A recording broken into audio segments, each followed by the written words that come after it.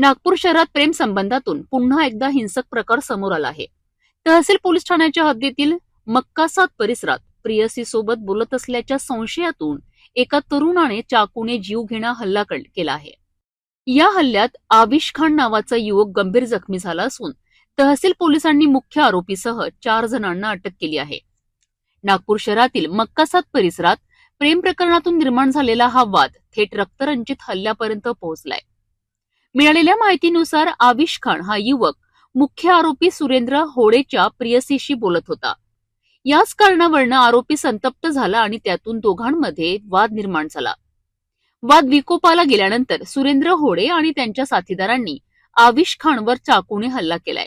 या हल्ल्यात आविश गंभीर जखमी झाला असून त्याच्यावर सध्या रुग्णालयात उपचार सुरू आहेत. घटनेची माहिती मिळताच तहसील पोलीस ठाणे पोलिसांनी तत्काळ घटनास्थळी धाव घेतली. पोलिसांनी मुख्य आरोपी सुरेंद्र होळे याच्यासह गण्या कोरटकर, सक्षम मोडेकर आणि विनीत कोरटकर या तिघांना अटक केली आहे. आरोपी आणि त्यांच्या साथीदारांची यापूर्वीची गुन्हेगारी पार्श्वभूमी असल्याची माहितीही समोर येत आहे. या घटनेमुळे परिसरात काही काळ तणावाचे वातावरण निर्माण झाले होते. सध्या तहसील पोलीस पुढील तपास करीत आहेत. प्रेमसंबंधातून वाढणारे वाद आता थेट गुन्हेगारी घटनांमध्ये परिवर्तित होत असल्याचं पुन्हा एकदा समोर आलं आहे. तहसील पोलिसांनी तत्काळ कारवाई करत आरोपींना अटक केली असली तरी या घटनेमुळे परिसरात भीतीचं वातावरण निर्माण झालं आहे. तहसील येथे अपराध क्रमांक 224/26 कलम 118(2), 115(2), 352, 296, 35 भारतीय न्याय संहितेनुसार गुन्हा दाखल करण्यात आलेला आहे. यातील फिर्यादी जे आहे ओवेस खान व नईम खान, वय 21 वर्षे, राहणार टिमकी, चुना मस्जिद जवळ मदर डेअरीच्या बाजूला पोलिसांनी तहसील हे मस्कासाद रोडवर बाबा भोले शहा रसाचं दुकान आहे, ऊसाच्या रसाचं दुकान आहे. तिथे उभे असताना आपल्या मित्रासोबत उभे असताना पोलीस स्टेशन तहसील हद्दीतील काही रेकॉर्डवरील आरोपी आहे गण्या उर्फ साहिल संजय कुराडकर, वय 23 वर्षे, राहणार गोळीबार चौक, 3 खंबा, बुद्धविहाराच्या मागे पोलिसांनी तहसील सक्षम उर्फ मधुकर प्रेमनाथ मोंदेकर, वय 24 वर्षे, राहणार परमात्मा बँकेचे मागे गोळीबार चौक, नागपूर, सुरेंद्र उर्फ कल्लू लीलाधर होले, वय 23 वर्षे, राहणार टिमकी, 3 खंबा, कोलबास्वामी वाचनालयाच्या मागे गोळीबार चौक, आणि विनीत उमाचंद्र कुराडकर, वय 18 वर्षे, राहणार गोळीबार चौक, 3 खंबा, बुद्धविहारच्या मागे पोलिसांनी तहसील अशा 4 आरोपींनी त्याच्यासोबत वाद घातला आणि त्याला चाकूने त्याच्या पाठीवर वार केला होता. सदर माहिती कंट्रोलद्वारे आम्हाला बीट मार्शलला मिळाली होती.